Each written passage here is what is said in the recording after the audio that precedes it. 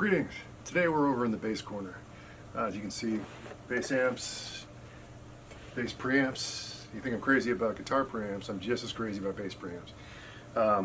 But today we're going to talk about this body that I bought. This is a Koa top, or Koa, in fact I think it's entirely the Koa guitar, bass guitar body. I couldn't resist it. Saw it on the Warmoth showcase and immediately picked it out and had to have it.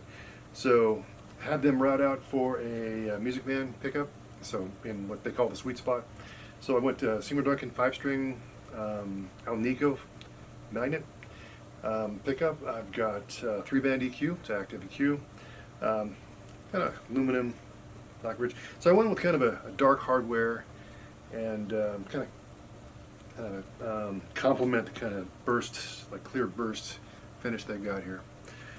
Beautiful guitar. I mean, from the back, or beautiful body, I mean. Back, and there's the front.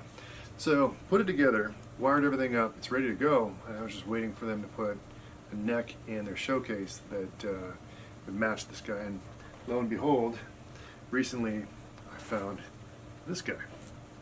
So here's a 5-string neck to match the body. This one's made out of rosewood with Babinga stringers. Small fret wire. I kind of prescribe to the Lee Sklar less is more philosophy, and yeah, 5 take-ins. So went to mock this up, and when I went and mocked it up, I found it doesn't fit. So what the problem is the neck pocket walls here aren't wide enough to support this neck to go in smoothly. So what I'm gonna have to do is go ahead and sand these out, widen them up a little bit, and that should give me enough clearance to get the neck on. I'll then put the tuners on, put the strings on this guy, tune them up and tune him, and we're here to play. So let's go for the journey. Alright, so we're over here by the bench. See the neck pocket a little more. And yeah, this guy just doesn't quite make it in. It's not so bad right where the heel is, but closer in, doesn't make it. So what I'm going to do is take one of my sanding beams. This one happens to be from Stu Mac. Add some sandpaper. Probably need a new one, and then what I'm going to do is I'm just going to basically take a little bit off right here, and also a little bit off right here. Just open it up a little bit. So before I do that, before I put some new sandpaper on that, I want to mask it off. So always use tape, mask off, protect the finish, and that way hopefully you don't chip anything, you don't do any damage that you didn't intend to do. So let's do that real quick and then get to sanding.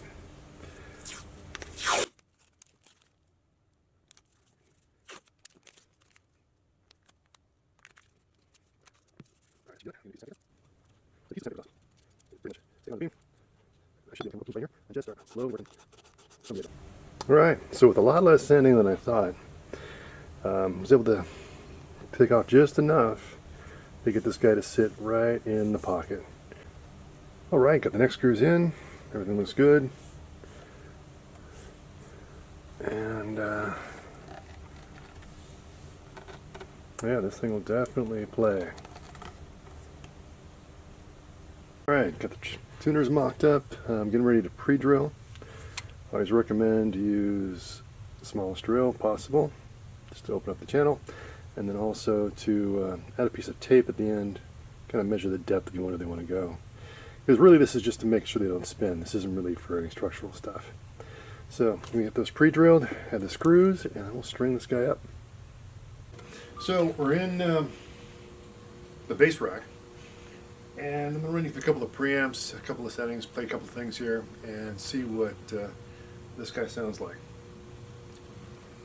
So right now we're doing the Marcus Miller into the power section of my Mesa Boogie 400 Plus. Tube goodness, more tube goodness, and then 5-string Warmoth goodness. So play a couple of.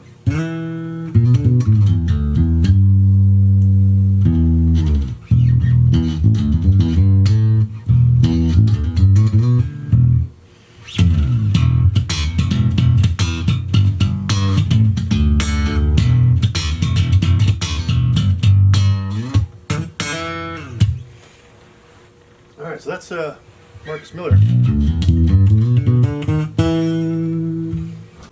So, oh, next down, Aguilar. That is a DB680, so the big tube pre. I'm running this one for clean, so we'll go a little bit of clean.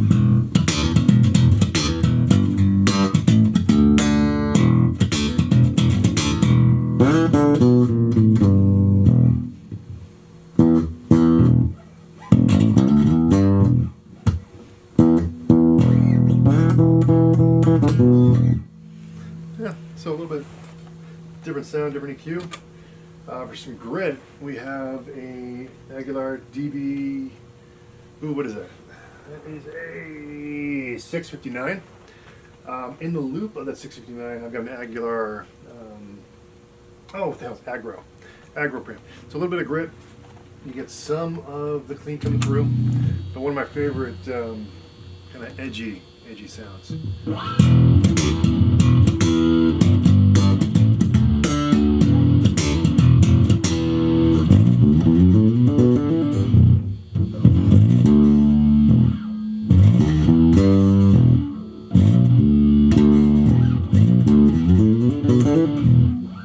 Kind of need to price more.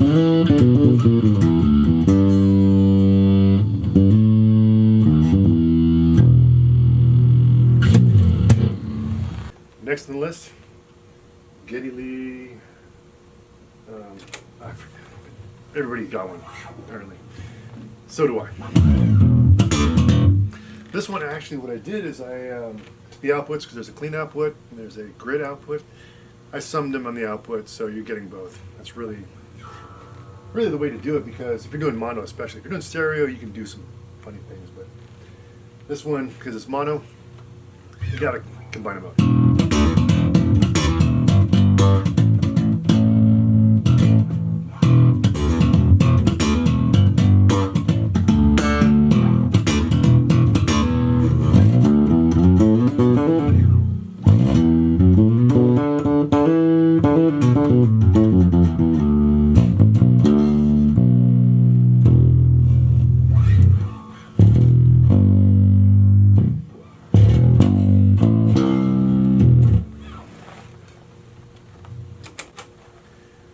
Alright, next up, we'll just give a couple around a little bit more. I do love the SPP Ampeg, but let's go with the Meathammer. Just by the name alone, Meathammer, why not? Some good grit in this one.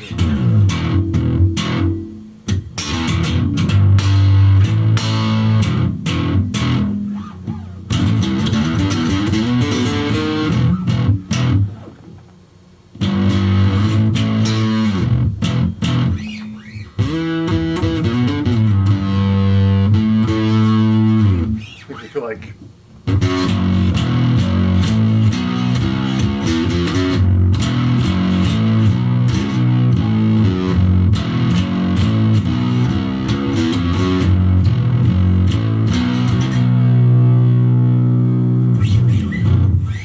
that's the many tones of this guy through the many tones of this rack.